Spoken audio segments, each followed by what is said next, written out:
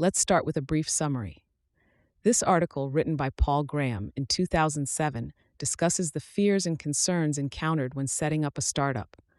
Graham argues that some obstacles, such as fear of failure, lack of experience, and fear of uncertainty, are actually not valid, and explains the risks and returns of the startup world.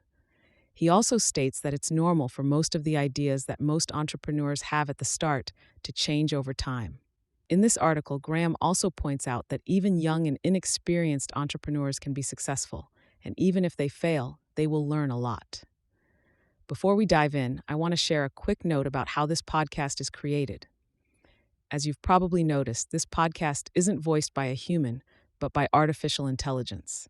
I'm obligated to inform you of this beforehand due to the rules of AI services.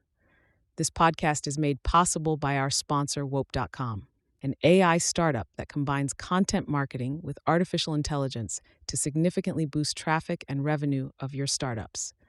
For all the latest content, be sure to follow me at x.com/yigitkonur.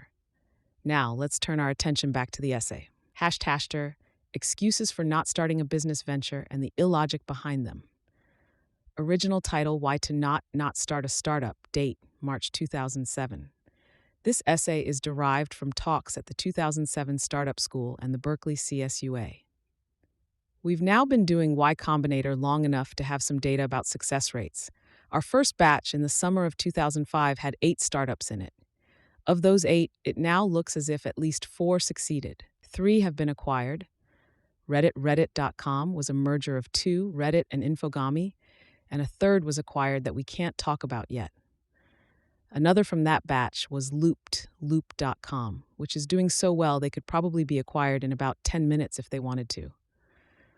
So about half the founders from that first summer, less than 2 years ago, are now rich, at least by their standards. One thing you learn when you get rich is that there are many degrees of it. I'm not ready to predict our success rate will stay as high as 50%.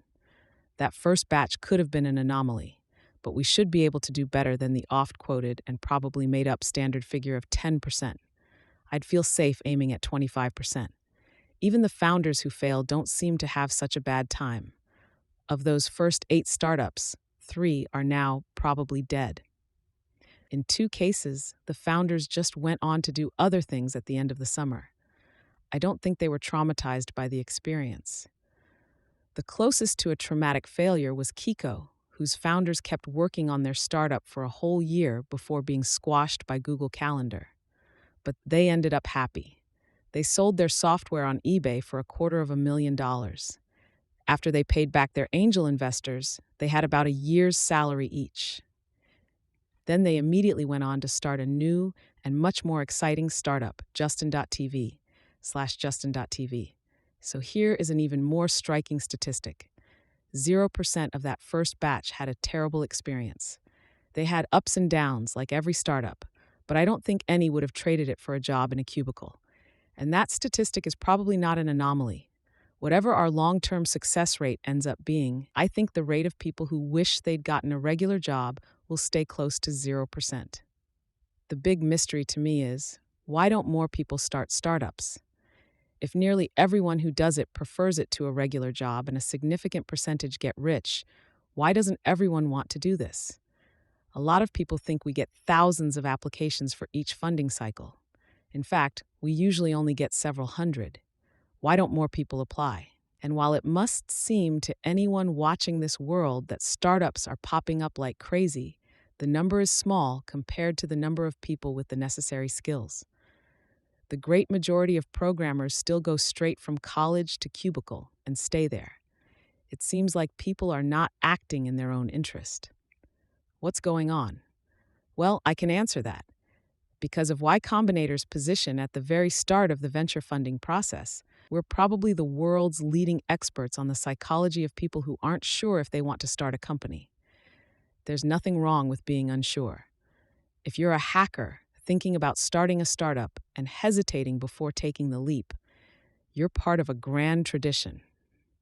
Larry and Sergey seem to have felt the same before they started Google, and so did Jerry and Philo before they started Yahoo. In fact, I'd guess the most successful startups are the ones started by uncertain hackers rather than gung-ho business guys. We have some evidence to support this. Several of the most successful startups we've funded told us later that they only decided to apply at the last moment. Some decided only hours before the deadline. The way to deal with uncertainty is to analyze it into components. Most people who are reluctant to do something have about 8 different reasons mixed together in their heads and don't know themselves which are biggest. Some will be justified and some bogus. But unless you know the relative proportion of each, you don't know whether your overall uncertainty is mostly justified or mostly bogus. So I'm going to list all the components of people's reluctance to start startups and explain which are real. Then would-be founders can use this as a checklist to examine their own feelings. I admit my goal is to increase your self-confidence, but there are 2 things different here from the usual confidence-building exercise. One is that I'm motivated to be honest. Most people in the confidence-building business have already achieved their goal when you buy the book or pay to attend the seminar where they tell you how great you are. Whereas if I encourage people to start startups who shouldn't, I make my own life worse. If I encourage too many people to apply to Y Combinator, it just means more work for me, because I have to read all the applications. The other thing that's going to be different is my approach. Instead of being positive, I'm going to be negative. Instead of telling you, come on, you can do it, I'm going to consider all the reasons you aren't doing it and show why most, but not all, should be ignored. We'll start with the one everyone's born with. 1. Too young. A lot of people think they're too young to start a startup. Many are right. The median age worldwide is about 27, so probably a third of the population can truthfully say they're too young. What's too young? One of our goals with Y Combinator was to discover the lower bound on the age of startup founders. It always seemed to us that investors were too conservative here, that they wanted to fund professors, when really they should be funding grad students or even undergrads. The main thing we've discovered from pushing the edge of this envelope is not where the edge is, but how fuzzy it is. The outer limit may be as low as 16. We don't look beyond 18 because people younger than that can't legally enter into contracts. But the most successful founder we've funded so far, Sam Altman, was 19 at the time. Sam Altman, however, is an outlying data point. When he was 19, he seemed like he had a 40-year-old inside him. There are other 19-year-olds who are 12 inside. There's a reason we have a distinct word adult for people over a certain age. There is a threshold you cross. It's conventionally fixed at 21, but different people cross it at greatly varying ages. You're old enough to start a startup if you've crossed this threshold, whatever your age.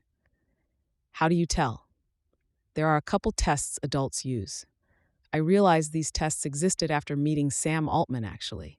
I noticed that I felt like I was talking to someone much older. Afterward, I wondered, what am I even measuring? What made him seem older? One test adults use is whether you still have the kid flake reflex. When you're a little kid and you're asked to do something hard, you can cry and say, I can't do it, and the adults will probably let you off. As a kid, there's a magic button you can press by saying, I'm just a kid, that will get you out of most difficult situations. Whereas adults, by definition, are not allowed to flake. They still do, of course, but when they do, they're ruthlessly pruned. The other way to tell an adult is by how they react to a challenge. Someone who's not yet an adult will tend to respond to a challenge from an adult in a way that acknowledges their dominance. If an adult says, that's a stupid idea, a kid will either crawl away with his tail between his legs or rebel. But rebelling presumes inferiority as much as submission. The adult response to, that's a stupid idea, is simply to look the other person in the eye and say, really? Why do you think so? There are a lot of adults who still react childishly to challenges, of course. What you don't often find are kids who react to challenges like adults. When you do, you've found an adult, whatever their age. Too inexperienced. I once wrote that startup founders should be at least 23 and that people should work for another company for a few years before starting their own. I no longer believe that. And what changed my mind is the example of the startups we've funded. I still think 23 is a better age than 21. But the best way to get experience if you're 21 is to start a startup. So paradoxically, if you're too inexperienced to start a startup, what you should do is start one. That's a way more efficient cure for inexperience than a normal job.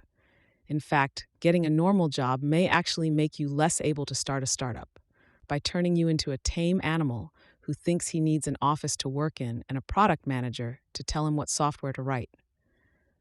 What really convinced me of this was the Kikos. They started a startup right out of college. Their inexperience caused them to make a lot of mistakes. But by the time we funded their second startup, a year later, they had become extremely formidable. They were certainly not tame animals, and there is no way they'd have grown so much if they'd spent that year working at Microsoft or even Google. They'd still have been diffident junior programmers. So now I'd advise people to go ahead and start startups right out of college. There's no better time to take risks than when you're young.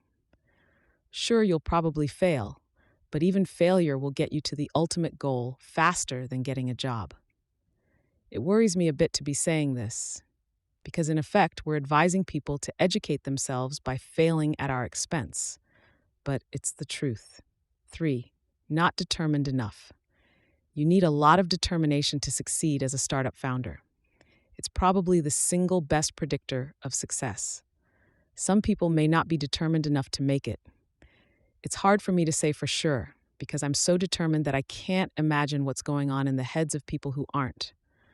But I know they exist. Most hackers probably underestimate their determination. I've seen a lot become visibly more determined as they get used to running a startup. I can think of several we've funded who would have been delighted at first to be bought for $2 million, but are now set on world domination. How can you tell if you're determined enough when Larry and Sergey themselves were unsure at first about starting a company? I'm guessing here, but I'd say the test is whether you're sufficiently driven to work on your own projects. Though they may have been unsure whether they wanted to start a company, it doesn't seem as if Larry and Sergey were meek little research assistants, obediently doing their advisor's bidding. They started projects of their own. NARP 4, not smart enough. You may need to be moderately smart to succeed as a startup founder. But if you're worried about this, you're probably mistaken. If you're smart enough to worry that you might not be smart enough to start a startup, you probably are. And in any case, starting a startup just doesn't require that much intelligence. Some startups do. You have to be good at math to write Mathematica. But most companies do more mundane stuff where the decisive factor is effort, not brains. Silicon Valley can warp your perspective on this because there's a cult of smartness here. People who aren't smart at least try to act that way. But if you think it takes a lot of intelligence to get rich, try spending a couple days in some of the fancier bits of New York or LA. If you don't think you're smart enough to start a startup doing something technically difficult, just write enterprise software. Enterprise software companies aren't technology companies, they're sales companies, and sales depends mostly on effort. 5, know nothing about business. This is another variable whose coefficient should be 0. You don't need to know anything about business to start a startup. The initial focus should be the product. All you need to know in this phase is how to build things people want. If you succeed, you'll have to think about how to make money from it. But this is so easy, you can pick it up on the fly. I get a fair amount of flack for telling founders just to make something great and not worry too much about making money. And yet all the empirical evidence points that way. Pretty much 100% of startups that make something popular manage to make money from it. And acquirers tell me privately that revenue is not what they buy startups for, but their strategic value, which means because they made something people want. Acquirers know the rule holds for them too. If users love you, you can always make money from that somehow. And if they don't, the cleverest business model in the world won't save you. So why do so many people argue with me? I think one reason is that they hate the idea that a bunch of 20-year-olds could get rich from building something cool that doesn't make any money. They just don't want that to be possible. But how possible it is doesn't depend on how much they want it to be. For a while, it annoyed me to hear myself described as some kind of irresponsible Pied Piper, leading impressionable young hackers down the road to ruin.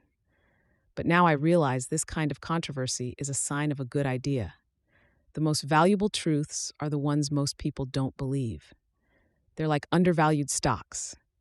If you start with them, you'll have the whole field to yourself. So when you find an idea you know is good, but most people disagree with, you should not merely ignore their objections, but push aggressively in that direction. In this case, that means you should seek out ideas that would be popular but seem hard to make money from. We'll bet a seed round you can't make something popular that we can't figure out how to make money from. 6. No co-founder. Not having a co-founder is a real problem. A startup is too much for one person to bear. And though we differ from other investors on a lot of questions, we all agree on this. All investors, without exception, are more likely to fund you with a co-founder than without. We've funded 2 single founders, but in both cases, we suggested their first priority should be to find a co-founder. Both did, but we'd have preferred them to have co-founders before they applied. It's not super hard to get a co-founder for a project that's just been funded, and we'd rather have co-founders committed enough to sign up for something super hard. If you don't have a co-founder, what should you do? Get one. It's more important than anything else. If there's no one where you live who wants to start a startup with you, move where there are people who do. If no one wants to work with you on your current idea, switch to an idea people want to work on. If you're still in school, you're surrounded by potential co-founders. A few years out, it gets harder to find them. Not only do you have a smaller pool to draw from, but most already have jobs and perhaps even families to support. So if you had friends in college you used to scheme about startups with, stay in touch with them as well as you can. That may help keep the dream alive. It's possible you could meet a co-founder through something like a users group or a conference. But I wouldn't be too optimistic. You need to work with someone to know whether you want them as a co-founder. The real lesson to draw from this is not how to find a co-founder, but that you should start startups when you're young and there are lots of them around. No idea. In a sense, it's not a problem if you don't have a good idea because most startups change their idea anyway. In the average Y Combinator startup, I'd guess 70% of the idea is new at the end of the first 3 months. Sometimes it's 100%. In fact, and we're so sure the founders are more important than the initial idea that we're going to try something new this funding cycle. We're going to let people apply with no idea at all. If you want, you can answer the question on the application form that asks what you're going to do with "We have no idea." If you seem really good, we'll accept you anyway. We're confident we can sit down with you and cook up some promising project. Really, this just codifies what we do already. We put little weight on the idea. We ask mainly out of politeness. The kind of question on the application form that we really care about is the one where we ask what cool things you've made. If what you've made is version 1 of a promising startup, so much the better. But the main thing we care about is whether you're good at making things. Being lead developer of a popular open source project counts almost as much. And that solves the problem if you get funded by Y Combinator. What about in the general case? Because in another sense, it is a problem if you don't have an idea. If you start a startup with no idea, what do you do next? So here's the brief recipe for getting startup ideas. Find something that's missing in your own life and supply that need, no matter how specific to you it seems. Steve Wozniak built himself a computer. Who knew so many other people would want them? A need that's narrow but genuine is a better starting point than one that's broad but hypothetical. So even if the problem is simply that you don't have a date on Saturday night, if you can think of a way to fix that by writing software, you're onto something, because a lot of other people have the same problem. 8. No room for more startups. A lot of people look at the ever-increasing number of startups and think, this can't continue. Implicit in their thinking is a fallacy, that there is some limit on the number of startups there could be. But this is false. No one claims there's any limit on the number of people who can work for salary at 1,000-person companies. Why should there be any limit on the number who can work for equity at 5-person companies? Nearly everyone who works is satisfying some kind of need. Breaking up companies into smaller units doesn't make those needs go away. Existing needs would probably get satisfied more efficiently by a network of startups than by a few giant hierarchical organizations. But I don't think that would mean less opportunity, because satisfying current needs would lead to more. Certainly, this tends to be the case in individuals. Nor is there anything wrong with that. We take for granted things that medieval kings would have considered effeminate luxuries, like whole buildings heated to spring temperatures year-round. And if things go well, our descendants will take for granted things we would consider shockingly luxurious. There is no absolute standard for material wealth. Healthcare is a component of it, and that alone is a black hole. For the foreseeable future, people will want ever more material wealth, so there's no limit to the amount of work available for companies and for startups in particular. Usually, the limited room fallacy is not expressed directly. Usually, it's implicit in statements like, there are only so many startups Google, Microsoft, and Yahoo can buy. Maybe, though the list of acquirers is a lot longer than that. And whatever you think of other acquirers, Google is not stupid. The reason big companies buy startups is that they've created something valuable. And why should there be any limit to the number of valuable startups companies can acquire, any more than there is a limit to the amount of wealth individual people want? Maybe there would be practical limits on the number of startups any one acquirer could assimilate. But if there is value to be had, in the form of upside that founders are willing to forego in return for an immediate payment, acquirers will evolve to consume it. Markets are pretty smart that way. 9. Family to support. This one is real. I wouldn't advise anyone with a family to start a startup. I'm not saying it's a bad idea, just that I don't want to take responsibility for advising it. I'm willing to take responsibility for telling 22-year-olds to start startups. So, what if they fail? They'll learn a lot, and that job at Microsoft will still be waiting for them if they need it. But I'm not prepared to cross moms. What you can do if you have a family and want to start a startup is start a consulting business. You can then gradually turn into a product business.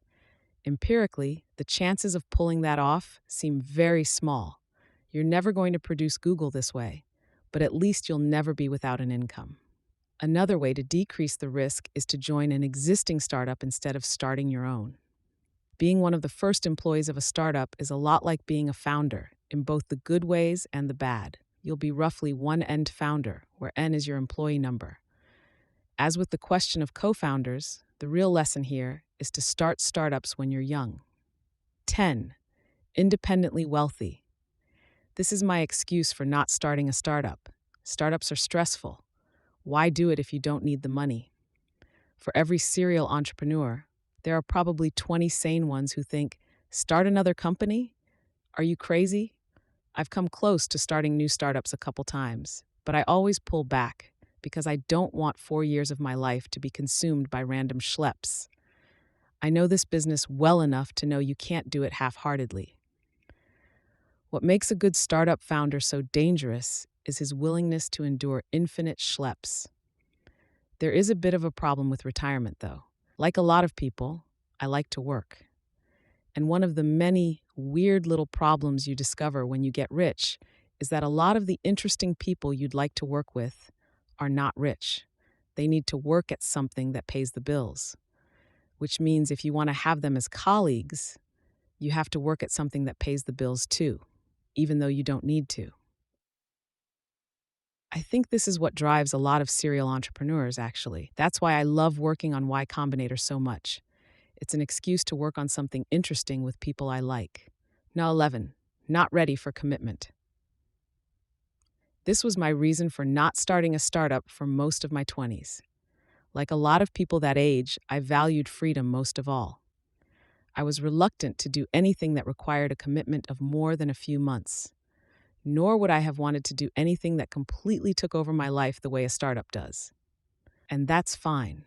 If you want to spend your time traveling around or playing in a band or whatever, that's a perfectly legitimate reason not to start a company. If you start a startup that succeeds, it's going to consume at least 3 or 4 years. If it fails, you'll be done a lot quicker.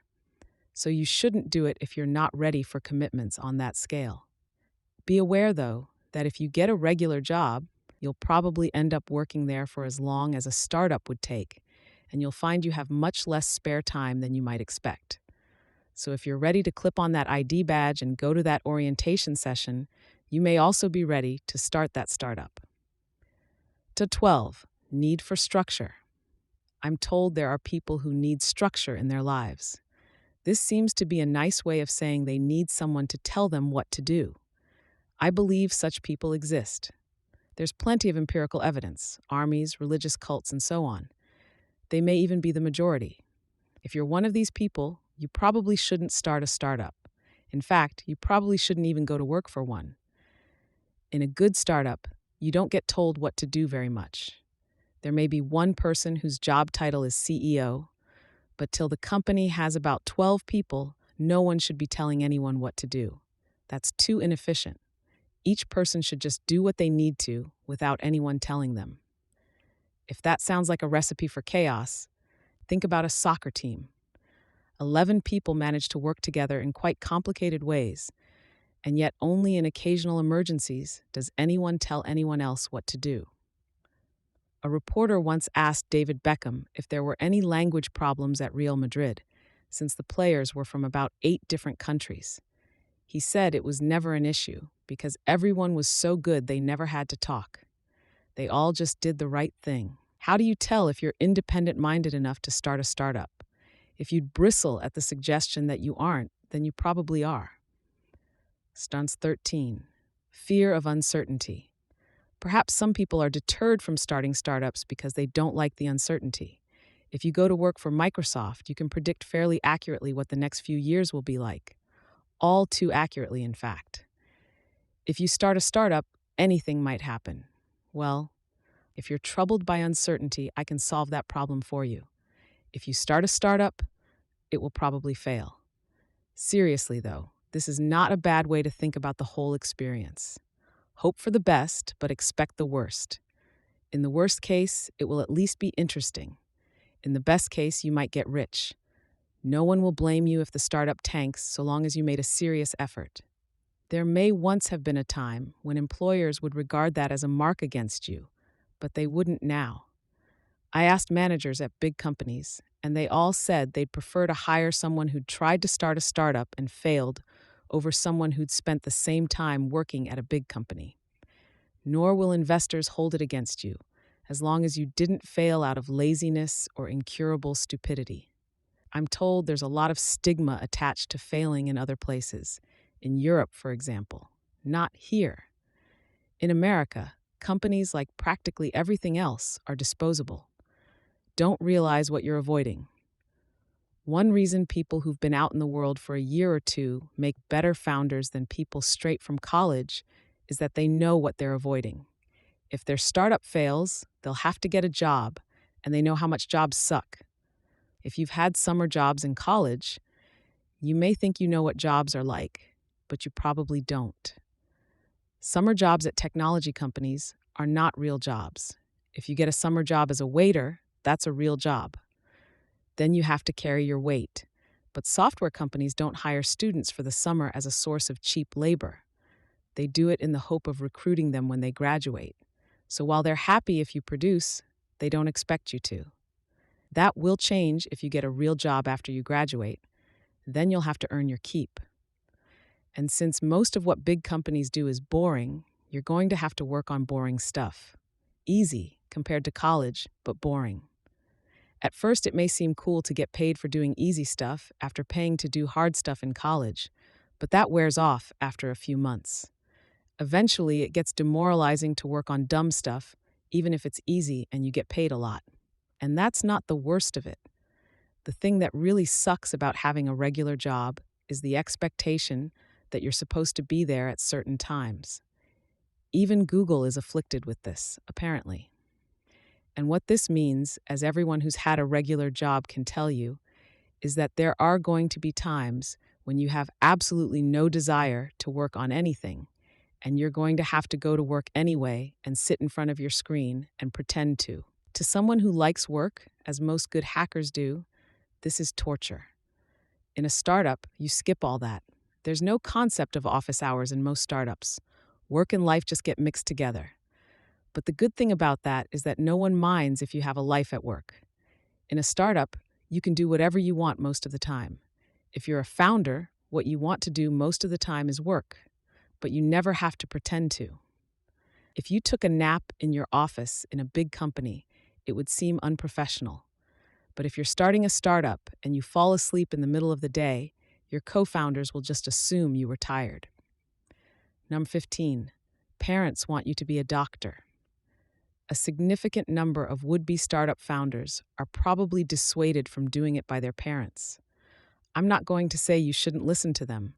Families are entitled to their own traditions, and who am I to argue with them? But I will give you a couple reasons why a safe career might not be what your parents really want for you. One is that parents tend to be more conservative for their kids than they would be for themselves. This is actually a rational response to their situation. Parents end up sharing more of their kids' ill fortune than good fortune. Most parents don't mind this. It's part of the job. But it does tend to make them excessively conservative. And erring on the side of conservatism is still erring. In almost everything, reward is proportionate to risk. So by protecting their kids from risk, parents are, without realizing it, also protecting them from rewards. If they saw that, they'd want you to take more risks. The other reason parents may be mistaken is that, like generals, they're always fighting the last war. If they want you to be a doctor, odds are it's not just because they want you to help the sick, but also because it's a prestigious and lucrative career. But not so lucrative or prestigious as it was when their opinions were formed. When I was a kid in the 70s, a doctor was the thing to be. There was a sort of golden triangle involving doctors, Mercedes 450 SLs, and tennis. All three vertices now seem pretty dated. The parents who want you to be a doctor may simply not realize how much things have changed. Would they be that unhappy if you were Steve Jobs instead? So I think the way to deal with your parents' opinions about what you should do is to treat them like feature requests. Even if your only goal is to please them, the way to do that is not simply to give them what they ask for. Instead, think about why they're asking for something and see if there's a better way to give them what they need. 16. A job is the default. This leads us to the last and probably most powerful reason people get regular jobs.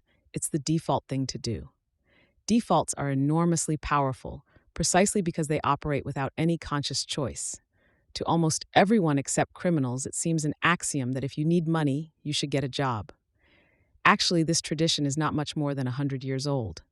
Before that, the default way to make a living was by farming.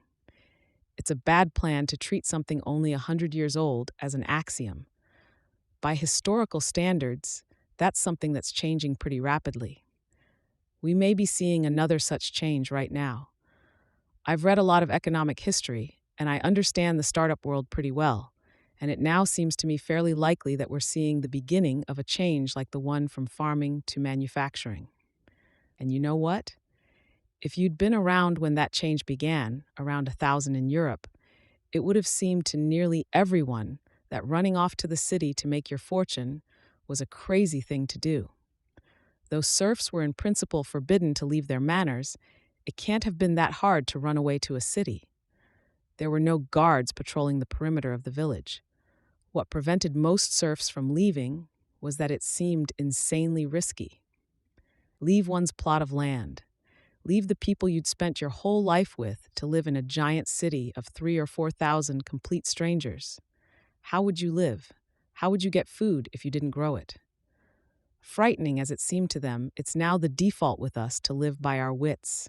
So if it seems risky to you to start a startup, think how risky it once seemed to your ancestors to live as we do now. Oddly enough, the people who know this best are the very ones trying to get you to stick to the old model. How can Larry and Sergey say you should come work as their employee when they didn't get jobs themselves?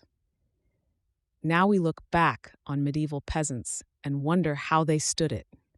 How grim it must have been to till the same fields your whole life with no hope of anything better, under the thumb of lords and priests you had to give all your surplus to and acknowledge as your masters.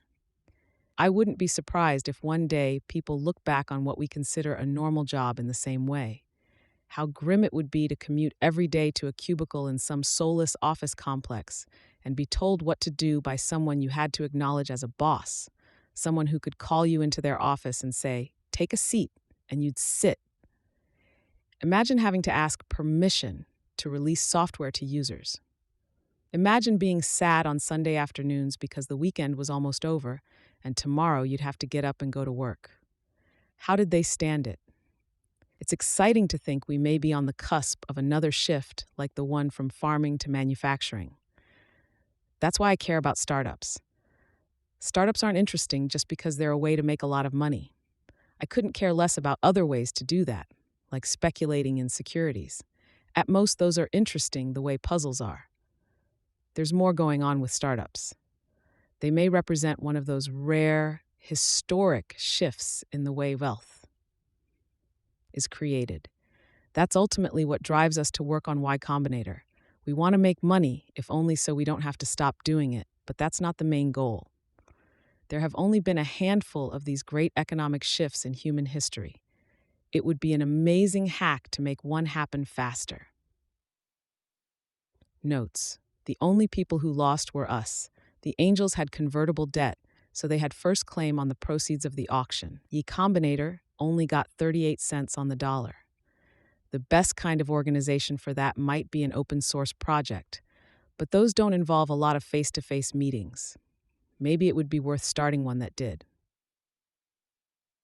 There need to be some number of big companies to acquire the startups, so the number of big companies couldn't decrease to zero. Thought experiment. If doctors did the same work, but as impoverished outcasts, which parents would still want their kids to be doctors? Thanks to Trevor Blackwell, Jessica Livingston, and Robert Morris for reading drafts of this, to the founders of Zenter for letting me use their web-based PowerPoint killer, even though it isn't launched yet, and to Ming-Hei Luke of the Berkeley CSUA for inviting me to speak.